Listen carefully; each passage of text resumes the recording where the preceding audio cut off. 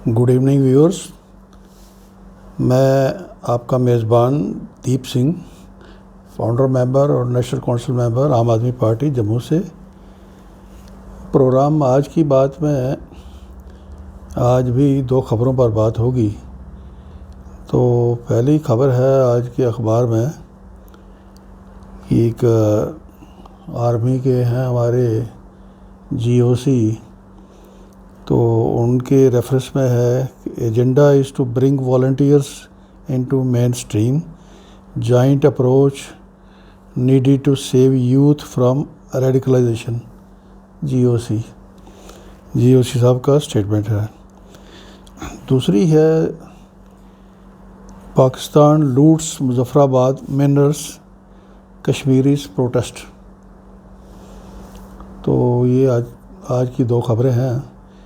तो जो पहली खबर है जीओसी साहब के रेफरेंस में, उसमें हमारा मानना ये है कि जीओसी साहब का जो स्टेटमेंट है बिल्कुल ठीक है, इसमें कोई शक नहीं कि जो रेडिकलाइजेशन की तरफ यूथ को ना जाने दिया जाए और मेन स्ट्रीम को बढ़ावा दिया जाए, ये एक ज़िम्मेवार फौजी अफसर का व्यू पॉइंट बिल्कुल दुरुस्त है।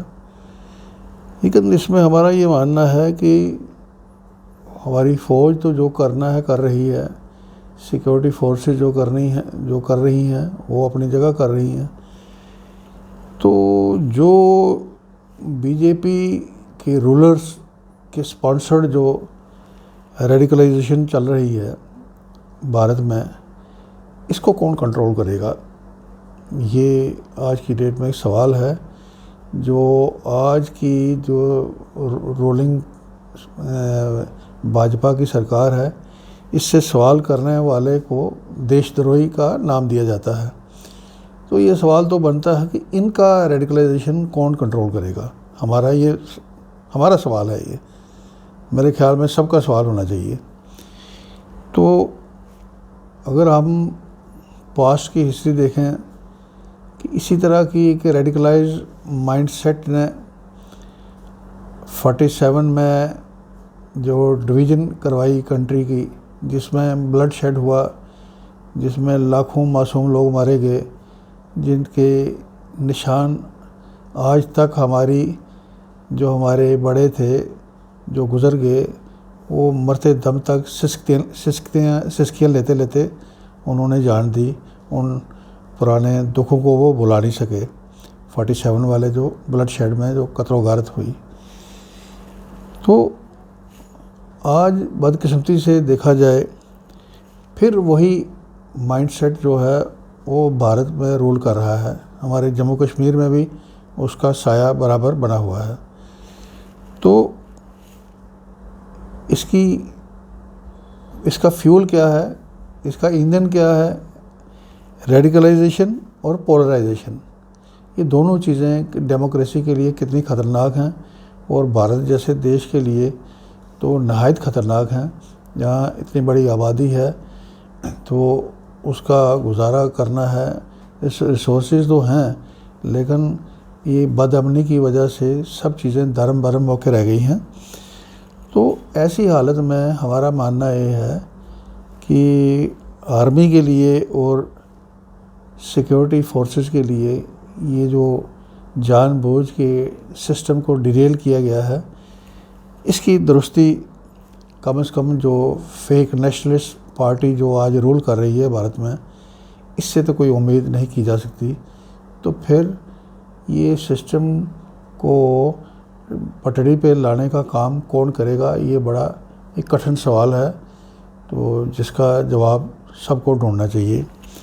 इसी तरह दूसरी खबर है कि Pakistan loots Muzaffarabad minerals, Kashmiris protest. तो ये कश्मीर का एक हिस्सा, जैसा कि हम सब जानते हैं, वो पाकिस्तान के कब्ज़े में है। तो पाकिस्तान वाले कश्मीर का जो हिस्सा है वहाँ भी मिनरल्स होंगे, हमने तो देखे नहीं, लेकिन अगर ये खबर आई है कहीं से, तो मिनरल की लूटने वाले पाकिस्तान में भी एक से एक बढ़ के हैं।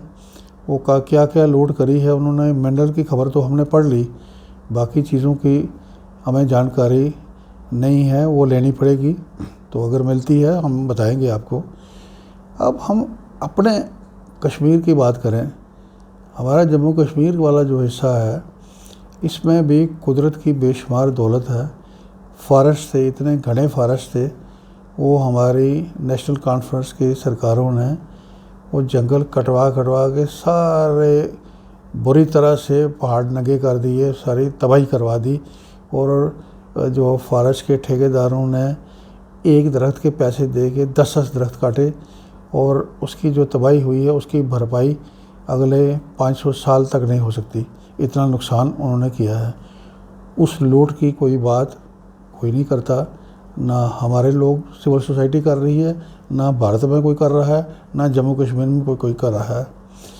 तो इसी तरह आप देखें हमारे पावर प्रोजेक्ट्स हैं, पावर प्रोजेक्ट्स जम्मू कश्मीर में जो NHPC चला रही है, NHPC ने अपना पैसा जो इन्वेस्ट किया था वो कब का वसूल कर चुकी है। वो हैंडओवर होने थे जम्मू कश्मीर को, सरकार को, उसका कोई अता पता नहीं। फिर जो पावर प्रोजेक्ट्स जिस जगह बनते हैं उस जगह आसपास कई किस्म के नुकसान होते हैं लोकल लोगों को, तो उसमें उसकी पावर प्रोजेक्ट की इनकम का 2% हमने सुना है कि वो उस प्रोजेक्ट की इनकम का 2% उस लोकल एरिया में वेलफेयर, लोगों की वेलफेयर पर खर्च करना होता है। तो अगर हम पता करें तो वहाँ एक मामूली सा गिफ्ट दे के, कोई 1-2 एम्बुलेंसेस दे के, 10-20 कंप्यूटर बांट के वो लोग उसके बाद कुछ नहीं करते। फिर हमारे चिनाब वैली में पावर प्रोजेक्ट्स बनने के बाद वहाँ लोकल एरियाज़ में आज भी कई जगह बिजली नहीं होती। तो ये क्या है, ये भी एक किस्म की लूट है। ये लूट भी, इस लूट की बात भी हमें करनी चाहिए। इस लूट का फिर देखें, अगर ये इनकम पूरी जम्मू कश्मीर में हो, अगर जम्मू कश्मीर में कोई ईमानदार सरकार बने, जैसे आम आदमी पार्टी के केजरीवाल साहब का एक आश्वासन है, अगर इस तरह की कमिटमेंट वाला कोई रूलर जम्मू कश्मीर में आता है तो जम्मू कश्मीर की इनकम पावर प्रोजेक्ट्स की मिल जाए, बाकी मिनरल्स की अगर इनकम को सही तरीके से खर्च किया जाए तो जम्मू कश्मीर का हर शहरी कम से कम आसानी से गुजारा कर सकता है और अपनी सेहत की देखभाल कर सकता है। और दवाइयाँ तक यहाँ से सारी बिजली बना के बाहर जा रही है। तो बाहर से हमारे मोदी साहब क्या कर रहे हैं, पिछले 2 महीनों में जो लाइफ सेविंग ड्रग्स हैं उन पर 10-12% टैक्स बढ़ा दिया गया है। जो दवाई 300 की थी वो आज 450 की मिल रही है लाइफ सेविंग ड्रग में। तो ये वापसी में गिफ्ट, जम्मू कश्मीर में भी लोग बीमारियों से दो चार हैं, उनको भी ये महंगी दवाइयाँ ख़रीदनी पड़ती हैं। भारत में सबको खरीदनी पड़ती हैं, लेकिन जम्मू कश्मीर की बात इसलिए हम कर रहे हैं, जम्मू कश्मीर में कुदरती वसाइल बेशुमार हैं, इनकम बेशुमार है। यहाँ की लूट खसूट बंद हो, यहाँ का एक सिस्टम बहाल हो, यहाँ के रिसोर्सेज को, पूरे उसकी इनकम को ठीक तरीके से वेलफेयर पर खर्च किया जाए, तो जम्मू कश्मीर का अच्छा वेलफेयर करने के बाद भारत के मजबूर लोगों की मदद भी की जा सकती है। लेकिन ऐसा सपना साकार तभी होगा जब कोई कमिटेड, कोई अरविंद केजरीवाल साहब जैसा कोई रूलर कमिटमेंट के साथ जम्मू कश्मीर में रूल करेगा, या उसको करके एक अपना वादा निभाएगा, एक कुछ अच्छा करके दिखाएगा, जैसा उन्होंने दिल्ली में, पंजाब में करके दिखाने की एक ठान के रखी है। तो ऐसी हम उम्मीद करते हैं, हम सबको उम्मीद करनी चाहिए। मैं इस उम्मीद के साथ आपसे इजाज़त लूँगा। बहुत बहुत शुक्रिया।